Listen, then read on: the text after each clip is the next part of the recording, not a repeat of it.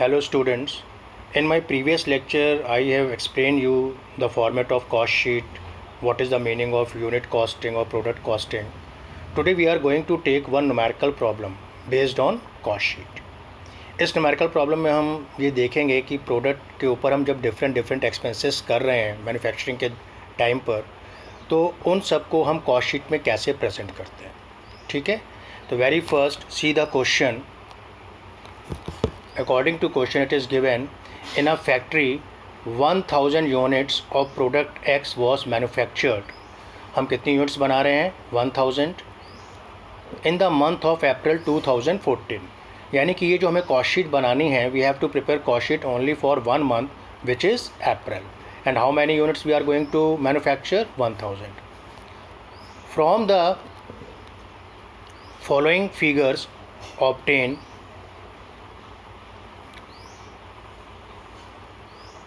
ठीक है, from the costing records prepare a cost sheet showing cost per unit. यानी हमें क्या करना है, कॉस्ट शीट बनानी है. ठीक है, टोटल एक्सपेंसेस कितने आ रहे हैं, फिर उन्हीं एक्सपेंसेस से क्या कैलकुलेट कर लेना है, कॉस्ट पर यूनिट. तो यू कैन सी कि we are given different expenses in different heads. Very first is raw material consumed and amount of raw material consumed is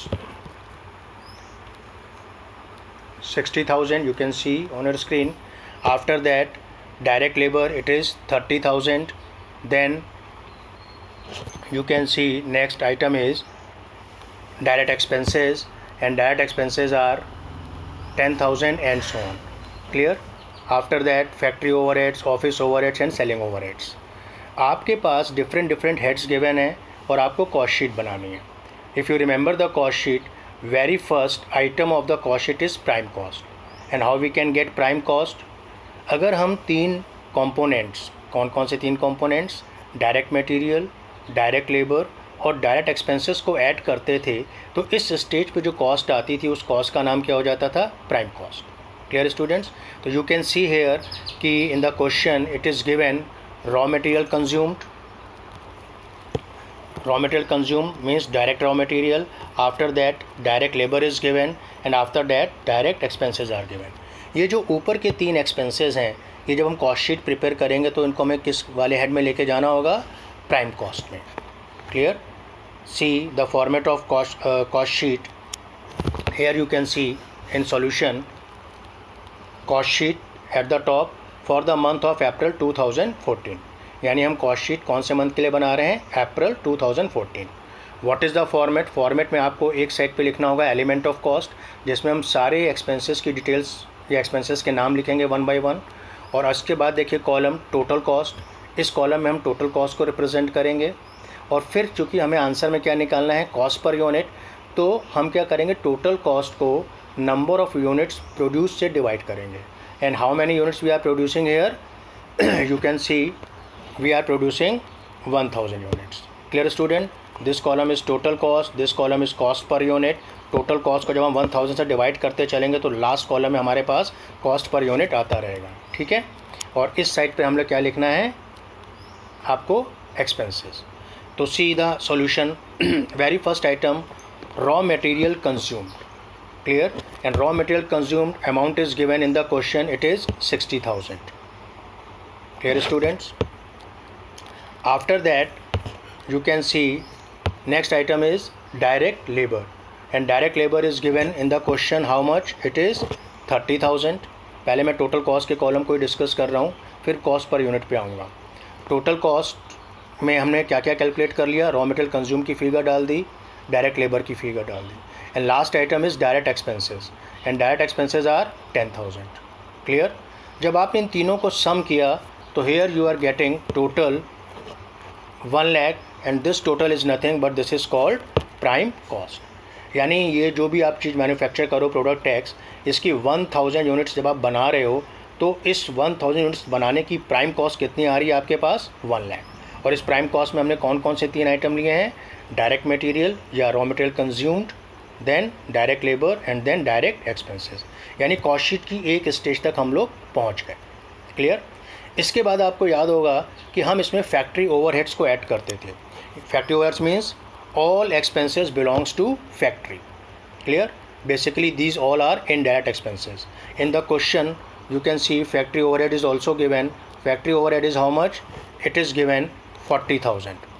Clear? और जैसे ही हम फैक्ट्री ओवरहेड्स को प्राइम कॉस्ट में add करेंगे तो finally we will get here factory cost और work cost which is coming 1,40,000. यानी इस प्रोडक्ट के ऊपर जब हमने फैक्ट्री तक के सारे एक्सपेंसेस लोड कर दिए हैं तो हमारा टोटल कॉस्ट कितना आ गया है? 1,40,000.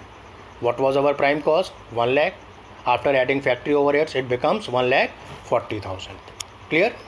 Now this is a very simple question. तो इसमें कोई opening stock of work in progress या closing stock of work in progress नहीं गिवन है, तो उसका एडजस्टमेंट हम यहाँ पर नहीं कर रहे हैं. After factory overhead you remember कि we have to add all office overheads and selling overheads. So you can see from the question office overheads are given here and office overheads कितने आपके पास given है question में?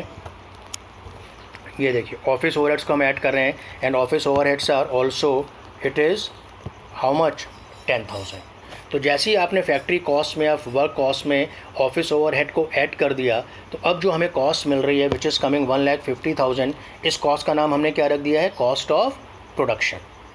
हम कुछ नहीं कर रहे, हम सिंपली कॉस्ट शीट का जो फॉर्मेट है उसके अकॉर्डिंगली अपने एक्सपेंसेस को 1 बाय 1 फीड करते चल रहे हैं. क्लियर? तो अब हमारे पास कॉस्ट ऑफ प्रोडक्शन कितना आ गया? 1,50,000. Once again this is a simple question. इस क्वेश्चन में आपके पास कोई भी opening stock of finish goods नहीं है, closing stock of finish goods नहीं है. अगर होता तो हम कॉस्ट ऑफ प्रोडक्शन में opening stock of finish goods को ऐड करते और closing stock of finish goods को माइनस करते. वो नहीं है तो वी कैन मूव फर्दर. ठीक है? अब ऑफिस ओवरहेड्स के बाद आपको याद होगा कि लास्ट में हमारे पास सेलिंग डिपार्टमेंट्स के ओवरहेड्स होते थे, सेलिंग एंड डिस्ट्रीब्यूशन ओवरहेड्स. तो you can see here selling overheads are 20,000. Clear? This selling overheads are 20,000. अगर आपको याद हो कॉस्ट ऑफ प्रोडक्शन में जब हम opening stock of finish goods और closing stock of finish goods का एडजस्टमेंट करते थे तो हमें क्या मिल जाता था? Cost of goods sold. और कॉस्ट ऑफ गुड्स सोल्ड में जैसे ही हम सेलिंग ओवरहेड्स ऐड करते थे हमें क्या मिल जाता था? Cost of sales. Cost of sales means final cost. Clear? तो 150 आपका कॉस्ट ऑफ प्रोडक्शन आ गया था, इसमें हमने क्या ऐड करा? Finally 20,000 selling overheads. तो अब आपकी टोटल कॉस्ट कितनी आ गई? 1,70,000. दिस इज़ टोटल कॉस्ट और you can say it is cost of sales. तो इस क्वेश्चन में प्रॉफिट के बारे में कोई भी इन्फॉर्मेशन नहीं है. That's why we are not moving further, we are not calculating further. हमने सिर्फ टोटल कॉस्ट निकाल के छोड़ दिया and total cost is coming 1,70,000. Suppose अगर प्रॉफिट भी गिवन होता कि 10% प्रॉफिट हमें चार्ज करना है तो 1,70,000 तो हमें 1,000 यूनिट्स को बनाने की कॉस्ट आ गई. इसमें हम प्रॉफिट अगर 10% ऐड करते इट विल कम 17,000 और फिर हमें सेलिंग प्राइस मिल जाता. कैसे? Total cost plus profit is equal to selling price. यानी टोटल कॉस्ट 1,70,000 प्लस प्रॉफिट 17,000 तो it will come 1,80,000 which is your selling price. ये तो मैंने आपको समझाया किसके बारे में? टोटल कॉस्ट के बारे में. यानी कि जब हम 1,000 यूनिट्स बनाएंगे तो हमारा टोटल खर्चा प्रोडक्ट एक्स को बनाने में कितना आएगा? 1,70,000. लेकिन क्वेश्चन में हमें और क्या बोला गया है कि you have to calculate cost per unit also. तो कॉस्ट पर यूनिट का कॉलम पे फोकस करिए. अब वेरी सिंपल, जितनी भी कॉस्ट आपके पास कैलकुलेट करिए टोटल कॉस्ट में, उस हर एक कॉस्ट को आप नंबर ऑफ़ यूनिट्स प्रोड्यूस से डिवाइड कर दीजिए. तो यहाँ पे हमारे पास सी इनिशियली डायरेक्ट मटेरियल हमारा कितना कंज्यूम हो रहा था? 60,000. कितनी यूनिट्स के लिए? 1,000 के लिए. तो अगर मैं पूछूँ कि 1,000 यूनिट्स में आपका 60,000 रुपये खर्चा आ रहा है तो एक यूनिट पे कितना खर्चा आ रहा होगा पर यूनिट रॉ मटेरियल का? तो what we have to do? 60,000 divided by 1,000 it will come ₹60. Clear? Similarly next item is direct labour which is 30,000. 30,000 labour लग तो रही है लेकिन कितने के ऊपर? कितनी यूनिट्स पे? 1,000 यूनिट्स पे. तो अगर एक यूनिट पे लेबर की कॉस्ट पता करनी हो तो क्या करना पड़ेगा? 30,000 upon 1,000 it will come 30. Same pattern पे मैंने सारी फिगर्स को 1 बाई 1 डिवाइड कर दिया है और finally your cost per unit is coming 170 last. Clear? तो total cost of producing 1,000 units of product X is coming 1,70,000 while cost per unit is coming 170 per unit. That's all students. I hope कि आपको clear हो गया होगा. Thank you very much.